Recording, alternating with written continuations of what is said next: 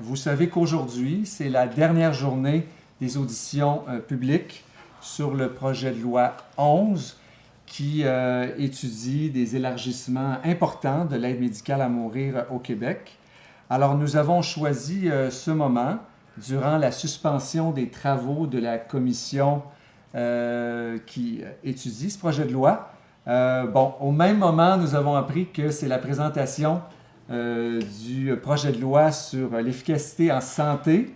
Alors, on partage ce moment en ligne avec les différents ministres qui présentent le tout. Alors, les joies du différé vont permettre à tout le monde de pouvoir accéder aux mêmes informations. Alors, de façon toute simple, Félix prendra la parole, Louise, et par la suite, moi, Jasmin Lemieux-Lefebvre, le coordonnateur du réseau citoyen, pour vous exprimer quelques observations que nous aurions aimé partager en audition publique.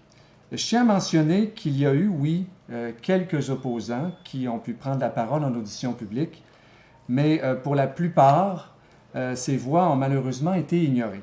Alors, on pensait que c'était vraiment important de pouvoir porter ce message sur la place publique. Alors, commençons avec toute la question, tout le volet des demandes anticipées.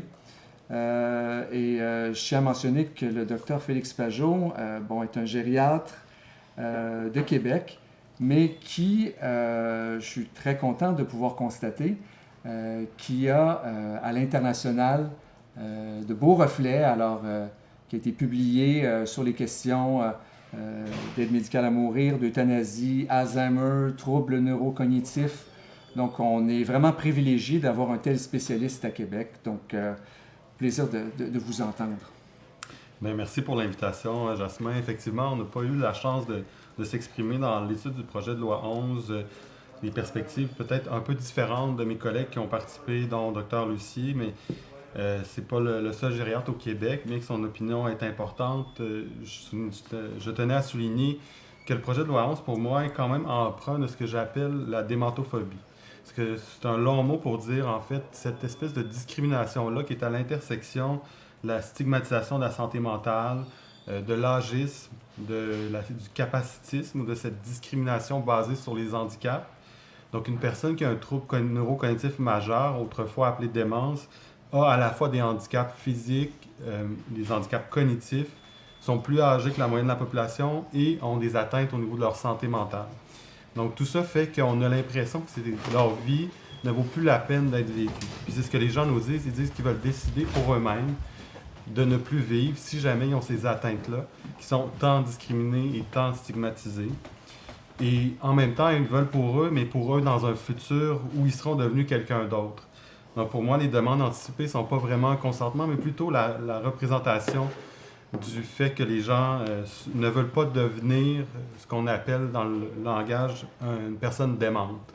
Et cette stigmatisation-là fait que les jeunes ont demandé des changements. Le législateur a entendu. Et moi, ma crainte, c'est d'encourager la peur et cette stigmatisation-là dans le projet de loi 11. D'ailleurs, il y a certains articles qui le mentionnent quand les capacités sont grandes, la perte de capacité, est grande. Alors là, ça ne vaudrait plus la peine d'être vécu. Moi, ce que je dis, c'est qu'en gériatrie, on a les soins, on a les capacités de soigner les gens qui ont des démences, des troubles neurocognitifs majeurs, et c'est plutôt vers là qu'on devrait aller, donc des vrais soins, plutôt que l'aide médicale à mourir. Aussi, on parle d'un tiers de confiance qui peut aider dans la décision pour transmettre les volontés de la personne dans les demandes anticipées. Pour moi, il y a un grand risque de conflit d'intérêts dans la famille.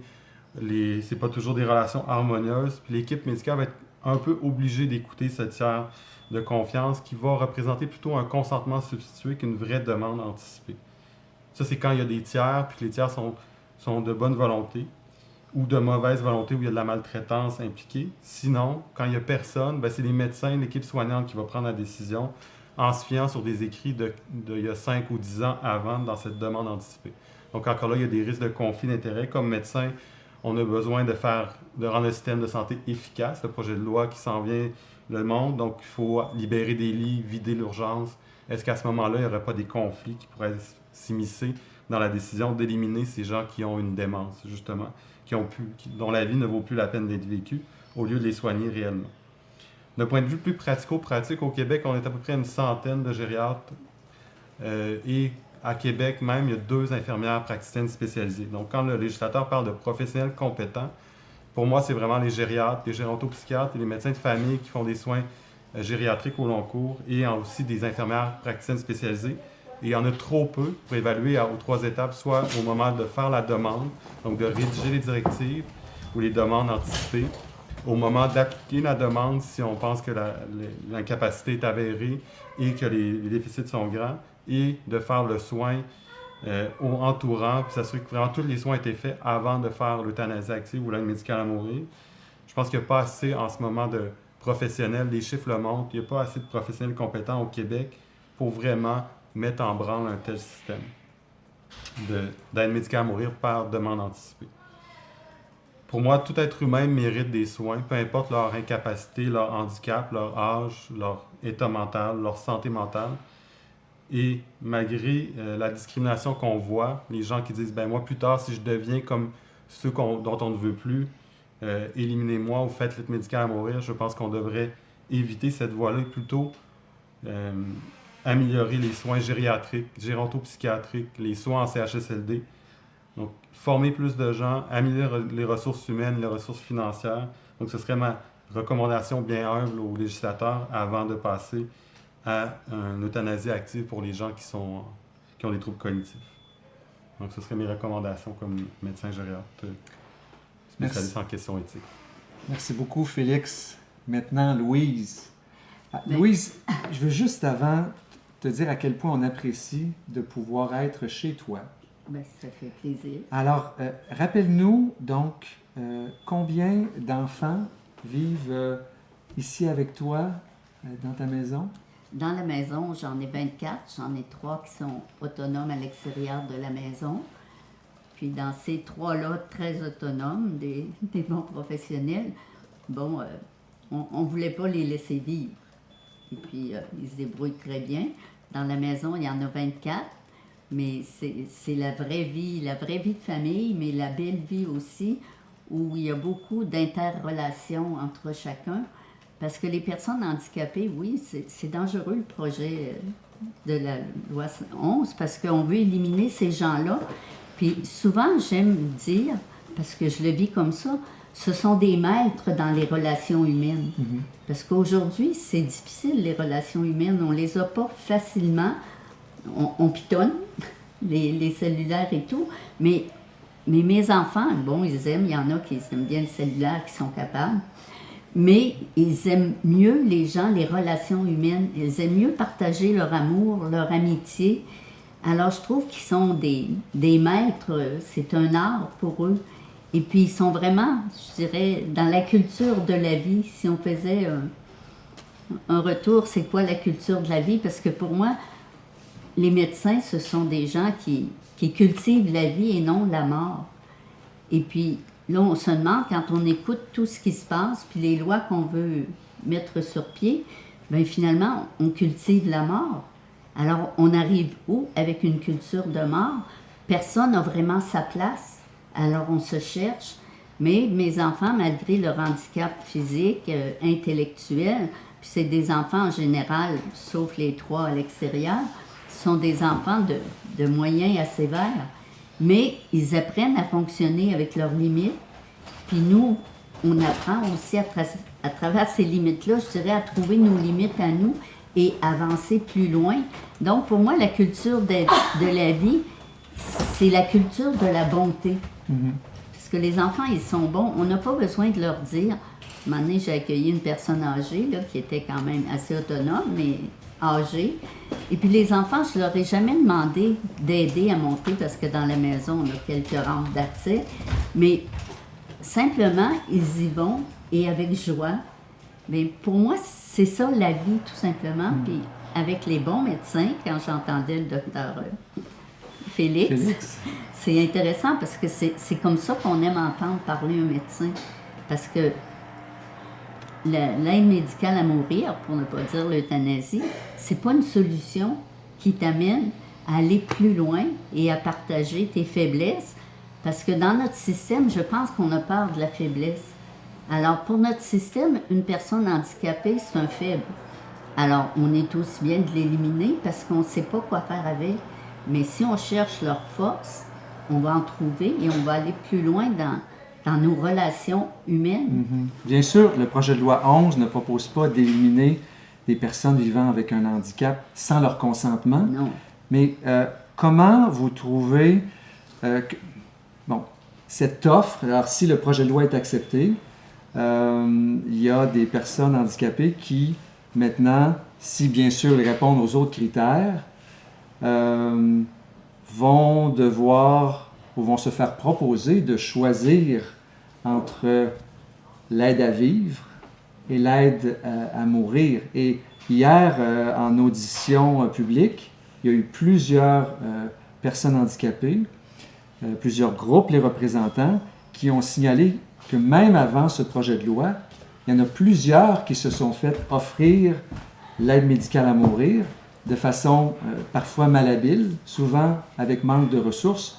Et j'invite vraiment les gens à regarder l'audition publique de Jonathan Marchand, de Coop T'assiste. On l'a regardé ensemble un peu ce matin. Très courageux, qui lui aussi est opposé à l'aide médicale à mourir pour les personnes avec handicap. Donc, pour vous, cette notion qu'on dit, écoutez, c'est le choix de chacun, là. Offrir ce choix-là aux personnes handicapées? C'est qu'on ne l'offre pas d'une façon... Bon, j'ai un enfant là, qui a été hospitalisé 3 fois à l'automne et tout. C'est un enfant très handicapé, mais très présent, très... Et puis, à un moment donné, on m'a dit, bon, ça fait 3 fois, il y a beaucoup de soins, vous savez. J'ai dit non, parlez-moi pas de ça. Bon, c'est sûr que moi, j'ai la foi, et puis l'heure du bon Dieu sera la mienne. Mais, bon, mon enfant est sorti de l'hôpital, il est ici, c'est sûr qu'on nous a procuré un peu d'oxygène, on nous procure ce qu'il faut, mais c'est pas, pour moi, c'est pas de l'acharnement thérapeutique. Je suis pas pour l'acharnement thérapeutique dans des cas extrêmes, mais le temps qu'on peut bien vivre, pourquoi pas? Mais ça, jamais on va donner vraiment les outils nécessaires à la famille. C'est difficile. Bon, j'ai mon expérience de mère de famille avec une nombreuse famille, mon expérience de thérapeute aussi. Alors, c'est sûr que c'est plus facile. Puis, je les aime, ces enfants-là, parce qu'ils m'apprennent beaucoup. Ils m'ont rendu autonome, malgré leur handicap difficile. Mais jamais on va parler de la beauté de l'enfant qui est là ou de la personne handicapée qui est là. On parle seulement des problèmes. Mais qui n'a pas de problème dans la vie? Alors, c'est sûr, si on étale seulement des problèmes, les parents vont répondre ou la personne handicapée, ils vont dire, vous voyez, vous n'avez pas ça, vous n'avez pas ça. Alors, à un moment donné, ils vont dire oui, mais ce n'est pas un choix. Si on leur offre l'amour à la place, ils vont dire oui à la vie. Donc, le projet de loi 11, même s'il ne touche pas du tout la question des mineurs matures, donc des enfants de moins de 18 ans, peut avoir un impact partout. Absolument. À savoir comment on regarde, est-ce qu'on est toujours dans une dynamique de l'aide à vivre, où on se dit, est-ce qu'un jour, quand nos enfants vivant avec un handicap seront majeurs, ils pourront peut-être le choisir. Et c'est ça que... Il y a un exemple qu'on donne dans notre mémoire. D'ailleurs, le mémoire du réseau citoyen Vivre dans la dignité sera disponible tout de suite après cette conférence de presse sur notre compte Twitter. On partagera en même temps votre mémoire. Nos mémoires seront sur le site de l'Assemblée nationale du Québec dès que les travaux parlementaires seront terminés. Donc, il y avait un exemple qui a été partagé par l'émission d'affaires publiques de Fifth Estate dans le Canada anglais, d'un jeune de 23 ans, diabétique, qui perd l'usage d'un œil, qui a épisode de dépression, mais cet élément dépressif n'est pas diagnostiqué. Et il avait une date en septembre dernier pour recevoir l'aide médicale à mourir. Parce que bon, la souffrance physique, psychique ou existentielle couvre large. Et heureusement, les parents l'ont appris par la bande et ont pu intervenir, bien sûr, toujours respecter sa liberté, mais en le rassurant, en l'aidant à traverser ce moment-là. Et ce jeune de 23 ans ontarien est toujours vivant maintenant. Alors, merci beaucoup pour vos remarques. Et je voulais compléter avec toute la question de l'obligation que le projet de loi 11 impose aux maisons de soins palliatifs à offrir l'aide médicale à mourir sous leur toit. Lors du précédent projet de loi 38, qui est mort au feuilleton au printemps dernier, il y avait une exception. Donc, on proposait la même mesure, mais avec des mesures d'exception. Et cette fois-ci, plus de mesures d'exception. Et dans les faits, on veut l'imposer à un nombre très, très limité de maisons de soins palliatifs. Ça toucherait au total 5 maisons au Québec, plus un hôpital privé et une maison qui offre des soins palliatifs pour les enfants, mais également de jeunes adultes. Donc, d'avoir une telle mesure d'obligation pour un nombre si limité, alors que l'aide médicale à mourir, il est, je dirais, assez facile d'accès partout au Québec, mais on voit des histoires partout au Québec où les soins palliatifs sont beaucoup plus difficiles à obtenir. Donc, de garder quelques milieux de vie dans tout le Québec où l'on peut recevoir uniquement des soins palliatifs, toujours en gérant bien les attentes. Et je tiens à souligner l'Alliance des maisons de soins palliatifs du Québec qui ont présenté un brillant mémoire en audition publique, qui est bien sûr disponible, tout comme leur audition sur le site de l'Assemblée nationale, et qui démontait le mythe, parce qu'on se dit souvent que c'est à cause des transferts qu'on veut éviter par ambulance pour des gens qui, en cours de route, auraient choisi d'obtenir l'aide médicale à mourir. Alors, pour ces quelques cas qui n'arrivent vraiment pas souvent, les maisons s'assurent vraiment de planifier, de bien préparer un transfert. Et donc, je crois que de respecter les quelques milieux qui décident, parce que c'est autour d'une communauté que ces maisons de soins palliatifs existent, si elles décident d'avoir uniquement une offre palliative, je crois qu'au Québec, on doit le respecter parce qu'à travers le monde, il y a vraiment peu de régions qui obligent des lieux. Moi, je pense à la Belgique, entre autres, mais habituellement, on veut laisser un certain espace. Donc, en terminant, je tiens à vous dire que j'ai eu la chance d'échanger avec le docteur Balfour Mont. Si vous ne connaissez pas, c'est le pionnier des soins palliatifs au Québec. C'est même lui qui a trouvé le terme soins palliatifs parce qu'avant, on appelait hospice care et hospice Québec, ça ne sonnait pas très bien. Donc, il a trouvé une belle formule qui a été reprise à travers le monde. Et le Dr. Mont a toujours été opposé à l'aide médicale à mourir, à l'idée de l'euthanasie. Et il me rappelait qu'on pouvait le citer, une conférence qu'il partageait en 2013, où lui-même citait Cicely Saunders, qui est la dame d'Angleterre qui a lancé tout le mouvement des soins palliatifs et qui disait que parmi toutes les raisons qu'elle a pour s'opposer, c'est vraiment parce qu'elle met cette aide médicale à mourir, qu'elle appelait euthanasie, elle met en danger des personnes plus vulnérables. Et je crois que c'est l'essentiel de notre message. Il y a des personnes vulnérables qui, au-delà du choix autonome, qui est proposé un peu comme un dogme, le dogme de l'autonomie, est-ce qu'il y a vraiment une autonomie lorsque les soins ne sont pas vraiment disponibles à la hauteur que l'on l'aimerait? Donc, c'est un grand mandat que la commission qui étudie le projet de loi 11A. Aujourd'hui se terminent les auditions publiques. Il y aura sûrement encore beaucoup d'échos, de débats. Les études détaillées vont débuter. Et j'espère que la commission, puis même je suis confiant qu'elle prendra le temps de bien examiner avant de franchir les frontières de l'accès à l'aide médicale à mourir qu'elle étudie présentement. Donc, merci beaucoup de pouvoir, on va rester en contact tout au long des prochaines semaines pour communiquer ce que l'on porte au cœur. Alors, je voulais voir, est-ce qu'il y a des journalistes qui aimeraient partager des questions tout de suite ou on peut les faire un à un par la suite? Comme vous voulez. Moi, j'ai eu 4-5 questions là, pour vous trois. Là. Très bien. Alors, moi, je vous laisse si vous pouvez le faire devant tout le monde, ça nous fait plaisir de pouvoir. Oui, on peut y aller maintenant. Très bien.